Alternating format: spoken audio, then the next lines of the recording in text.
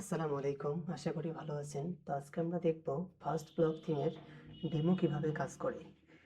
আচ্ছা, যদি first block থিমে mainly এখানে এখন 60টার মতো ডেমো অ্যাড করা আছে।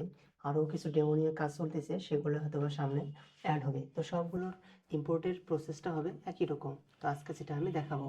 তো আপনার ওয়েবসাইট যদি আচ্ছা ডেমো ডেমো ইম্পোর্টের ক্ষেত্রে এখানে দুইটা কথা আছে। প্রথমত আপনি এখানে দেখবেন যে এটা দুটো অপশন আছে, সেটা হচ্ছে একটা হচ্ছে ইম্পোর্ট ডিজাইন আর একটা হচ্ছে ইম্পোর্ট এভরিথিং।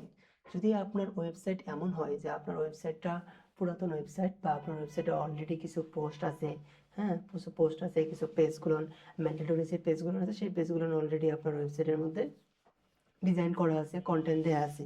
তো সেক্ষেত্রে আপনি ইম্পোর্ট ডিজাইন দিবেন। ইম্পোর্ট ডিজাইন দিলে কি হবে, ইম্পোর্ট ডিজাইন দিলে এই যে থিমটা, এই যে ডেমোটা আপনি দেখতে পাচ্ছেন, যদি আমরা একটা প্রিভিউ করি, এই যে প্রিভিউটা যে আমরা দেখতে পাচ্ছি যেটা এরকম, আপনি যদি ইম্পোর্ট ডিজাইন দেন তাহলে আপনার কি হবে, তারপর আপনার ওয়েবসাইটে তো অলরেডি যে পোস্টগুলো আছে, ক্যাটাগরি আছে, সেটার উপর ডিপেন্ড করে আপনার ওয়েবসাইটের স্ট্রাকচারটা এরকম হয়ে যাবে। এটা হচ্ছে যদি আপনি ইম্পোর্ট ডিজাইন দেন। আর যদি আপনি ইম্পোর্ট এভরিথিং দেন, কখন আপনি ইম্পোর্ট এভরিথিং দিবেন, যখন আপনার ওয়েবসাইটটা একদম ফ্রেশ ওয়েবসাইট, নতুন ওয়েবসাইট, সেক্ষেত্রে আপনি ইম্পোর্ট এভরিথিং দিলে এই ব্লক থিমটা এই ডেমোটার মধ্যে যত কিছু আপনি দেখতে পাচ্ছেন, সাপোজ ডেমো ওয়ানের মধ্যে যত কিছু আপনি দেখতে পাচ্ছেন, পোস্ট সহ সব কিছু সহ আপনার ওয়েবসাইটের মধ্যে ইম্পোর্ট হয়ে যাবে। এটা হচ্ছে ইম্পোর্ট এভরিথিং। আর আপনারা এখানে আরও একটা কাজ করতে পারেন। সাপোজ আপনার ওয়েবসাইটে যদি এমন হয়, এখানে আপনি বলতে পারেন যে আমার ওয়েবসাইটে অল্প কিছু পোস্ট আছে, 8-10টা বা 15-20টা পোস্ট আছে, বাট আমার ম্যান্ডেটরি পেজগুলো বানানো নাই। তাহলে কি আমি ইম্পোর্ট এভরিথিং দিতে পারবো না?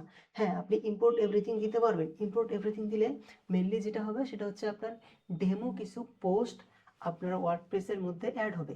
আপনি ইম্পোর্ট এভরিথিং দেওয়ার পর জাস্ট শুধু যে ডেমো পোস্টগুলো আছে, সেই ডেমো পোস্টগুলো যদি আপনি ডিলিট করে দেন তাহলেই হলো। তাহলে আপনার ফুল যে প্রসেসটা বা ফুল যে স্ট্রাকচারটা সেটা আপনি পেয়ে যাবেন। এভাবেই মূলত ফার্স্ট ব্লক থিমের ডেমো কাজ করে। আপনারা চাইলে ইম্পোর্ট ডিজাইনও দিতে পারেন, আপনারা চাইলে ইম্পোর্ট এভরিথিংও দিতে পারেন। তো ইম্পোর্ট এভরিথিং দিলে কি হবে, যে ডেমো পোস্টগুলো আসবে সেই ডেমো পোস্টগুলো আপনারা ডিলিট করে দিবেন।